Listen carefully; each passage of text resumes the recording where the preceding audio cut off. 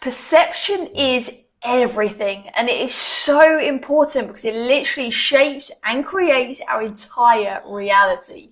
Perception can create disconnect, okay? Perception can prevent people from moving forward and achieving the results that they want.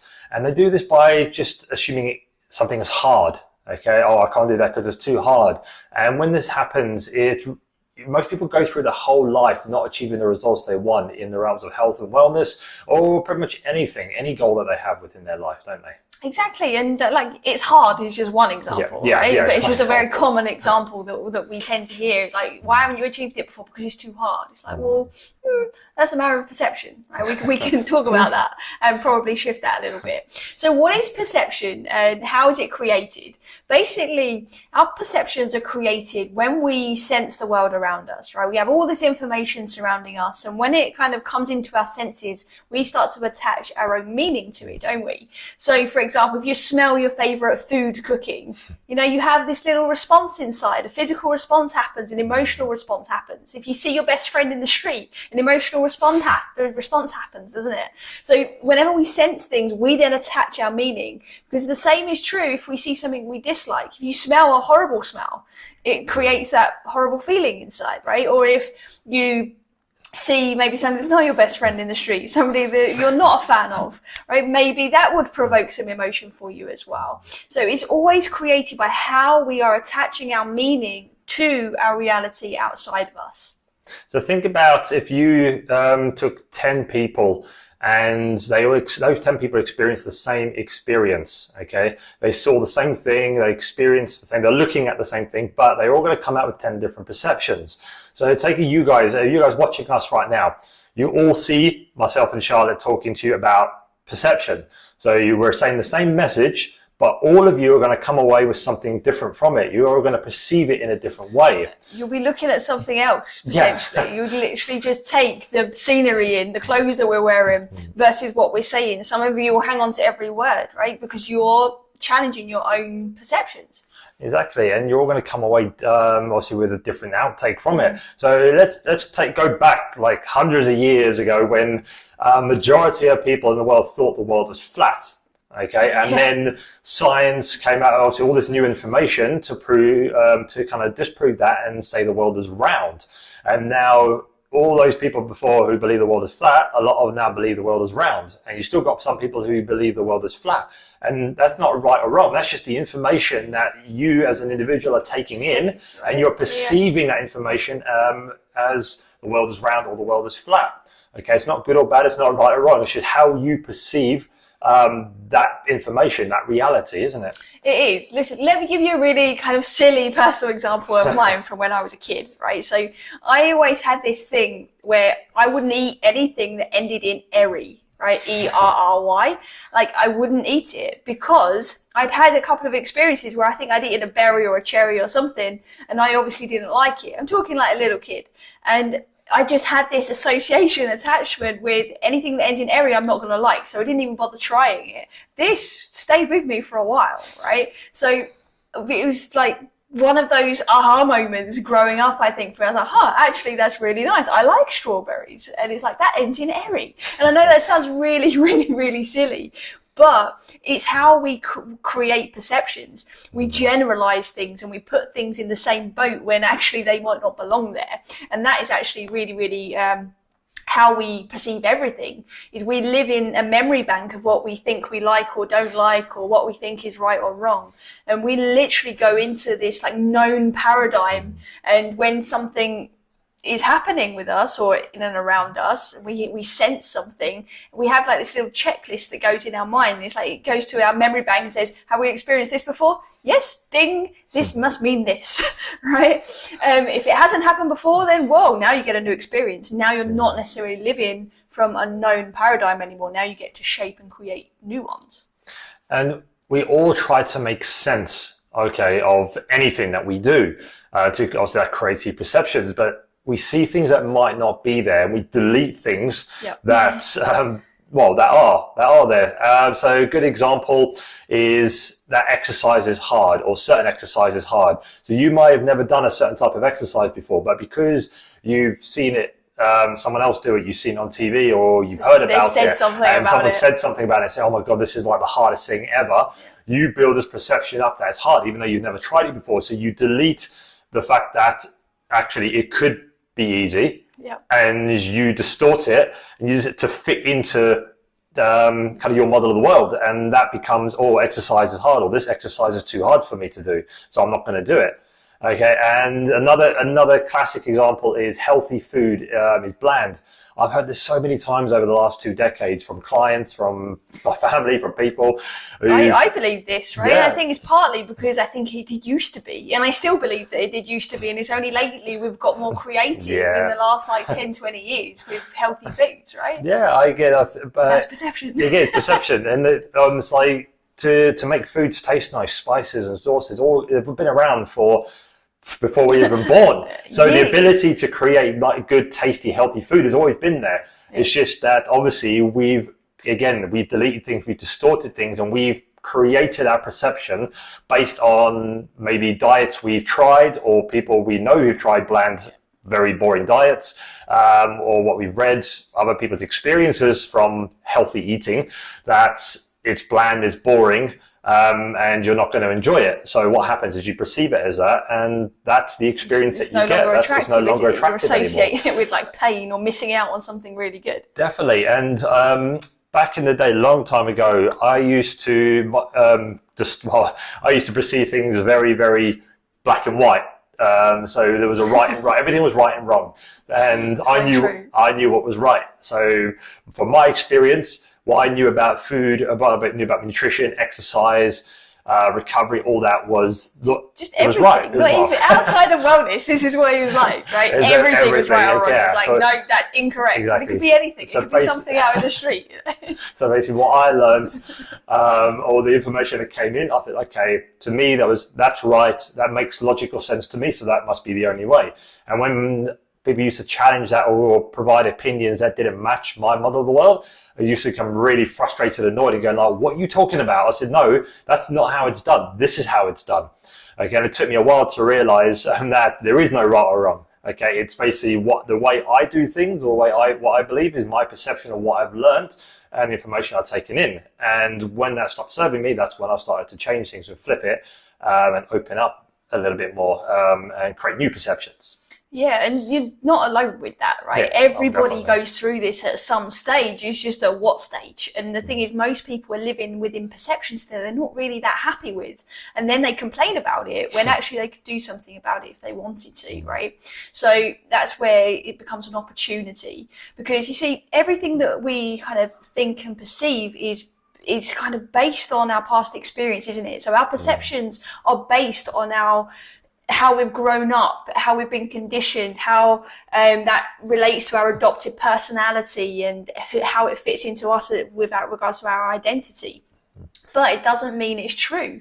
Just because I grew up thinking the sky's blue doesn't mean that now as an adult when I've been in an aeroplane and look out the window and it's like I couldn't put my hand in the air, not on an aeroplane. No, that's out the window of an aeroplane. But you put your hand in the air and it's invisible, right? Air isn't blue, like the sky isn't blue. We perceive it to be blue as a reflection of the ocean, a lot of people believe. And but again, it's a perception. It just doesn't mean that it's true. And that's what we want to really challenge for you if you feel like you need to. Listen, guys, if you are like super happy with your life and with the results that you're getting, your perceptions are good, right? It's working for you. We're not encouraging you to change everything you perceive. But if you're not getting the result that you want, or you are feeling challenged in some way, or you are feeling like something isn't quite right, then there is a strong chance there is a new perception waiting for you. And the best way to do that is to start becoming aware of the misperceptions. Definitely. And example of a misperception is with a lot of people, when you hear something, okay, it's about when you hear something, it's how you perceive what you hear. So for example, let's take the phrase, where are you? Or where have you been? Okay, so if you're in a relationship or you're married, you may have heard this a few times. If you come in late and your spouse goes... Are you laughing like you do this all the time? I don't do it. I'm indoors all the time. They can come through the door and they go, where have you been? So emphasizing the where as in, oh, okay, have I been somewhere I'm not supposed to be? What have I done? Or where have you been? as like you've done something wrong. Yeah, you should emphasizing the you. Or they could come through it and go, oh, where have you been? Like concerned about, obviously you're late, I haven't heard from you, concerned of what something might have happened. Or even like, where have you been? Like, as in you might be interested. Yeah. You might be interested in it. So it's how someone says something and then what you hear from that and how you perceive that. So just from that simple kind of phrase, you've got 4 different outtakes from that, and depends on the person and how they perceive what you tell them or what you're saying to them is how they're going to react to that. So they can react to, well, I haven't been anywhere. What are you doing? I'm not guilty. I haven't done anything. So that creates a dynamic of that conversation and the relationship with that person as well. Yeah, definitely. And it's kind of fits into this also age-old, well, age-old, it still happens now, but it's the old kind of template of old school thinking of society where they all go, you probably heard it in work, at school, wherever, are we all on the same page? On the news. Yeah, on the news, yeah. Yeah, I want to make sure you're all on the same page. Okay, we must all believe that in the same thing or something, one thing is true. And that kind of creates that disconnection that we spoke about earlier, because let's go back to like I say, you grab 10 people in a room and you give them information. And you might, again, they're all going to have 10 different perceptions. But then you say, okay, all 10 of you need to come away with this information, this kind of same outtake. One out of that 10 might go, yeah, that makes sense. Okay, I'm going to go with it. The other 9 might go, yeah, I'm not really, I don't believe that, but there's people around, so I'm going to conform. I'm going to follow the crowd. And I don't want to rock the boat. So I'm going to go with it, even though I don't really believe it doesn't fit into my model of the world. And this is where kind of that issue comes in. We're trying to box people in. Like tribal nature. Yeah, the tribal nature. As everybody as well. But the new way of thinking is about people have different versions of reality, and that's okay. Like we said, there's no right or wrong. It's how just because you perceive something differently from someone else who's heard the same information as you does not mean that you're wrong or you're right. It just means that that's how you've taken in that information and you've created a perception and a reality of that. Yeah, absolutely. Okay. The best communicators are the ones that understand that the person they're communicating with might not see the world in the same way they do too. And that is okay, and there's no judgment, and there's some acceptance there. However, there is this level of awareness that the result is coming, that needs to come. So, for example, let's say we've got a job to do. Let's say me and John, for example. So we've got a job to do, and we don't see the world the same way. Okay, we really don't. We have very different opposing views in certain things, and that's again okay. But if we want to get something done and he wants to do it one way and I want to do it another way because we've seen, the result is there, but the how isn't necessarily specified, then we get the right result at the end and it's okay. But if we don't, and we kind of go towards this goal or this intended result and we don't get the result and we're both doing it in a different way, then we will disagree, we will argue, we'll be upset, right? And it causes conflict. I can feel misunderstood or unheard, and down the line that can go back to old things of, well, I'm not good enough, right? And this is just like a kind of random example, but you do this in the workplace all the time. Yeah. You've got some bosses that it's no, you're going to do it my way. You're going to follow this specific process and you're going to get this result. That used to be me. Right? And I'm like, listen, if you get the result, the job's done, I'm good with that. Right? So again, it goes into how people are even leading teams, leading their families. And it's essential that you get on the same page, because when we can understand these perceptions and you can start to see what's real and what's not, just because John wants to do something one way and I want to do it the other way, doesn't make it wrong. It doesn't mean that I'm not good enough. It just means that that's his perception and that's what makes sense, and vice versa. Right? Obviously, the goal would be to get aligned on the same perception, which I think we're pretty good at. But the more you can do that and be aware of your own perceptions, only then can you be aware of others. Otherwise, it just doesn't work. Definitely. For me, I was a classic example when I was working in the commercial fitness. I led a team one way, and it worked. Like I say, it worked. I got the result, but it was very different from the way by force. Yeah, it was by forcing people to do what I believed in and what I thought was right. Like your ex-military style. And then I remember seeing when obviously Charlotte used to kind of go for the same result, get the same result, but in a completely different way. And that way used to actually be quicker than the way I used to do it. I was going, how does that even work? That's because, again, it's the same thing. At that time, I couldn't understand the logic and the reality behind it because it didn't fit into my model of the world. It was like, how was she getting the same result, but in a much quicker time from doing it her way? And I was taking longer, but still getting the same result. I couldn't grasp that concept at that time. It took me a while to realize that, okay, the way I was doing things is not the only way that it needs to be done. There's many different ways that things can be done, and things can be done in more effectively and more efficiently. But the only reason you took on that new perception is because speed was important to you. Yes, yeah, definitely. Right? Otherwise, it wouldn't have mattered. No. You see, so sometimes it's okay that the perceptions are very different, but if there is something that you want to shift or you want to improve on or whatever, then it needs to change, right? Yes. All right. Cool. So you obviously everyone probably knows that right now there's so much going on in the world. Okay, there's a lot going on right now, and the question is, how do we know if something is real or if it's only a perception? 2020 has been all about this so far. Exactly. Yeah. So I'm sure everyone can relate to this year so far. Questioned. Yeah, everything has been questioned. And what is real and what's a perception? Now, the thing we need to all understand is perception is the only thing that exists. Okay. So let's take the coronavirus kind of situation, for example.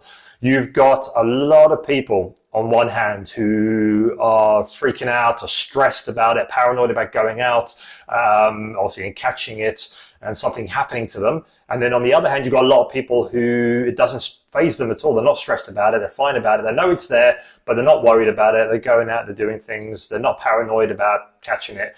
And if you're someone who is kind of like worried about it and stressed, you can be looking at this person and going like, what's wrong with these people? Like, why are they not worried about it? More angry and stressed. Yeah, and you're getting yourself even more stressed because you're worried. Why are these people not worried about it? Why are they so calm about it? Don't they know what's happening? And then you've got the same of the vice versa. People who are relaxed about it are going, why are you so worried about it? Why are you freaking out? Why are you so paranoid?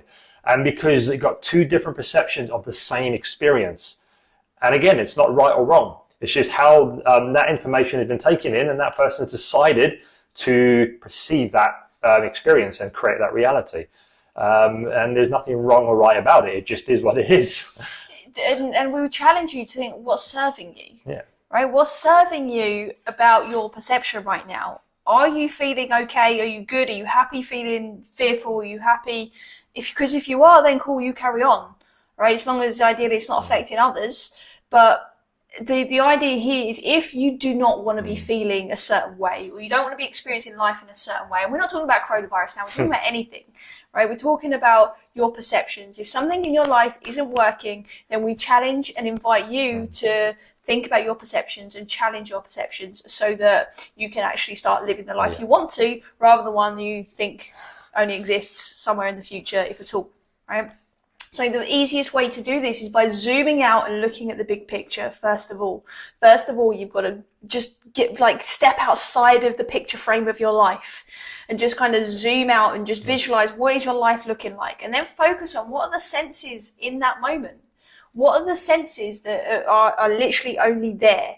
Because only then can you start to notice if there are any like preconceived ideas or thoughts there. For example, the minute we hear the word virus, it doesn't trigger good stuff, does it, really? Let's be honest. No. In any form, right? We're talking about a computer virus, a health virus, like whatever. Immediately there's a trigger there. And that is then preconceived, right? Because it's something that you're comparing to something in the past. Whereas if you were in the present moment and you didn't even know what a virus was, what are you actually experiencing? What are you experiencing and what are you seeing in the world? Because then you get to attach your own meaning to that. Definitely. And then once you kind of attach that meaning, it's time to challenge yourself. What other possible perceptions could there be? Okay, so you've got that perception, you challenged it, and now you can say, okay, now what is the other possible perception that could be there? And decide what could be true and what serves you now and in the future. Okay. Yeah, definitely, because it's really important to remember that we have our perceptions and then they're not wrong. Okay, your perceptions are your perceptions. They just are what they are. But it's important to consider that at the moment that perception was created, it was probably true. Okay, so at some point it did actually serve you. But what we're saying to you now is, okay, what you learned when you were 7 years old that you didn't eat anything ending in Erry, for example, actually that doesn't serve you now as a grown-up, does it? Right? That's the conversation I had with myself, right? When I was younger than I am now. But that needs to happen on a life scale. We need to start remembering that, okay, our perceptions and our thoughts and our beliefs served us at some point, and that's okay. But question now, does it serve us in this moment, in the now, and for my future? Because if it doesn't, now is the time to shift it, if you would like to, okay? So ultimately, guys, what we're saying here is that not everybody sees things in the same way, okay? It's physically impossible for us to see everything in the exact same way that somebody else sees it. It just doesn't happen, okay? So that gives us then the flexibility and the space to actually start to adopt your own perceptions to ones that actually serve you, so you can be living the life that you want to be. Nice. Good. So that is it from us today. So we hope you've enjoyed this topic. This is quite a deep topic. Okay, yeah, we're just like scratching the surface of this, guys. So if you go onto our website, thewellnesstheory.com, and if you feel that you kind of need help aligning your perceptions or just kind of understanding them a bit better, on our website, you can book a free 30-minute discovery call with us, okay, where we can help show you how to do this.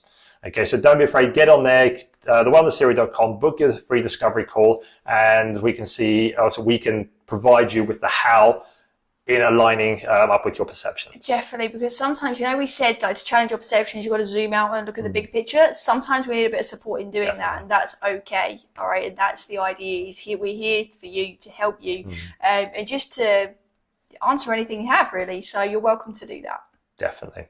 So that's it from us for now, and we look forward to seeing you next time. Bye.